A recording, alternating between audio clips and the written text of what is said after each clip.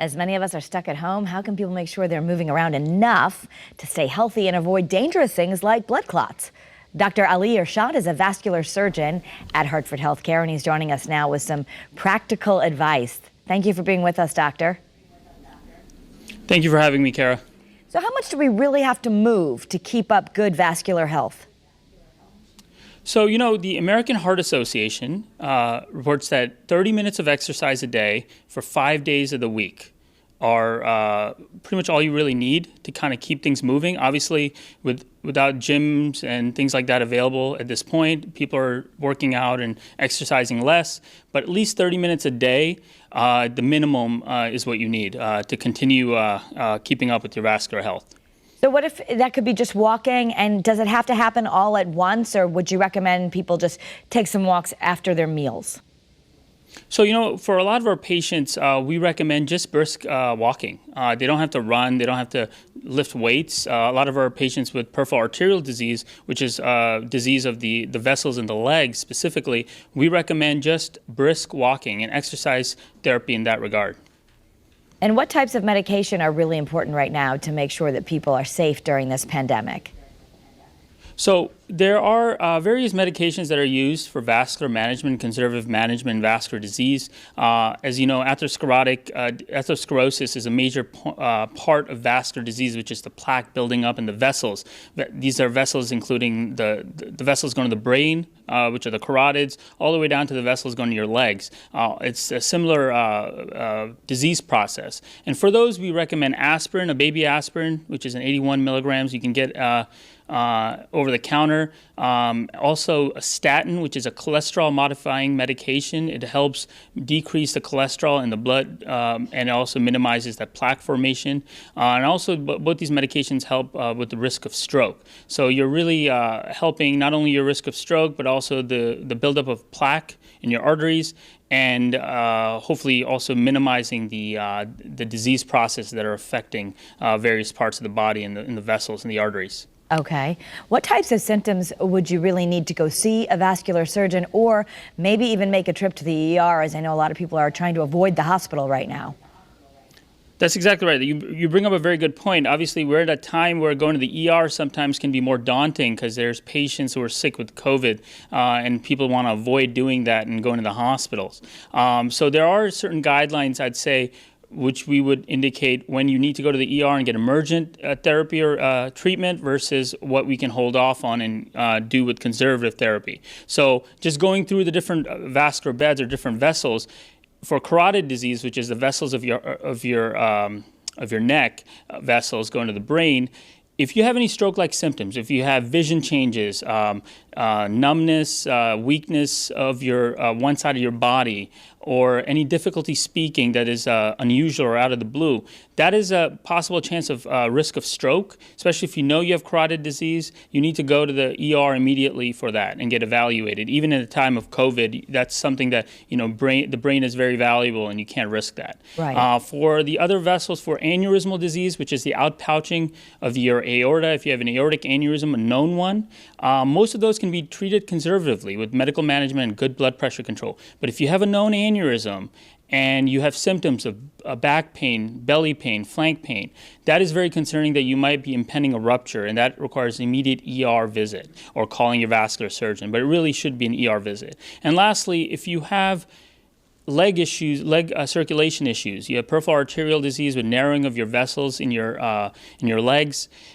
If you have cramping of your legs with exercise and things like that, that can mostly be managed at home, which is what we call claudication. But if you have unrelenting pain of your legs, which is what we call rest pain, which is at rest or when you're exercising or all the time, or if you start to see ulcers, wounds, or non-healing wounds on your toes or your feet, that is a sign that you're not getting enough blood flow to your legs, and you are at a risk of losing those limbs if you don't get medical attention. And in those cases, you should call your vascular surgeon so they can assess you over the phone or in a virtual health visit, and then figure out what kind of imaging you need for possible treatment. You were very clear that if you have some of those emergency symptoms, time is brain, as we know, with stroke, so you want to go to the ER. Exactly. But otherwise, you are using virtual visits. People may wonder, well, how can you treat me virtually? Because Right. you can't touch. But talk about how you're using virtual health to treat your patients. Yeah, so I would say Hartford Healthcare has a very robust system in place for telehealth. This includes video visits through apps like Doximetry and Zoom, as well as over the phone.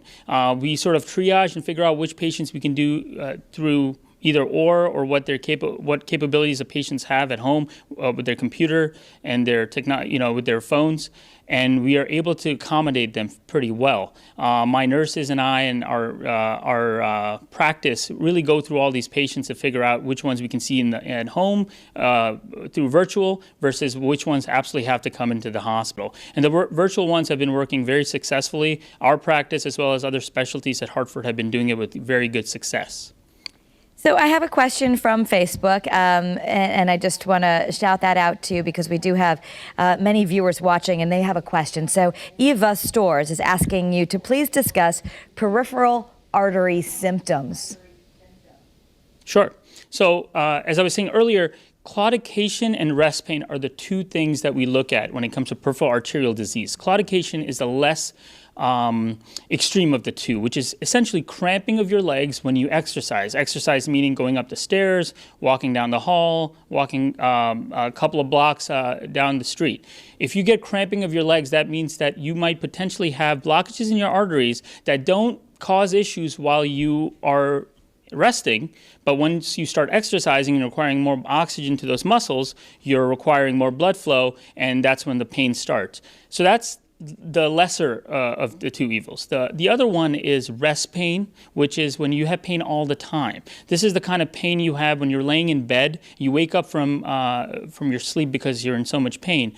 Or if you start having wounds in your feet that you notice that are not healing. We all stub our toes or get scratches or have issues that heal on their own. But if you start to see that they are not healing, whether it's a bug bite or a stub toe or an ingrown nail, and you see that it's taking several weeks to a month to heal, then you might want to see a vascular surgeon because you might not have the best circulation required to heal. And those kind of things can really get dangerous very fast. They can turn into gangrene, they can turn into ulcers, and they can potentially, in the worst case scenario, lead to amputations if we're not able to revascularize. So I recommend that anyone who has peripheral arterial disease do daily feet checks. So they look between their toes at the cracks of their feet, and they look at the soles of their feet to ensure that they don't have any wounds. The other thing is I would recommend adequate moisturization. Cracks and cuts in your feet can really be a nidus for infection and potential wounds and ulcers. So you want to keep your legs moisturized and keep them clean, and then make sure you check for wounds. Thank you, doctor. And some people may know that they have vascular disease. Others out there may not, and they may be watching this. And I'm just curious, is there a greater risk right now because of all the extra stress from this pandemic of having a stroke? So I would say that stress is one part of it, but really the biggest thing patients can do is not smoke. If there was ever an external motivation to quit smoking, COVID is it, because it really smoking really worsens your vascular disease. It can increase stroke risk, it can increase inflammation of your arteries and your veins, it can potentially cause clotting of your veins, it can potentially cause worsening of symptoms and plaque formation in your arteries. And obviously it can also affect your lungs, which is the main target of the coronavirus. So if patients are smoking, and they're smoking because they're more stressed out, they're at home, they're isolated, these are the things you want to stop. You want to ensure that people are either quitting smoking or definitely not increasing their smoking. And I know you can call in Connecticut 211 and be connected to some support groups that I'm sure can still help you virtually, and prescriptions that can be made. Doctor, we want to thank you for sharing your knowledge about vascular health for those who are at home to make sure everyone is staying healthy during this time. Thank you for having me, Kara.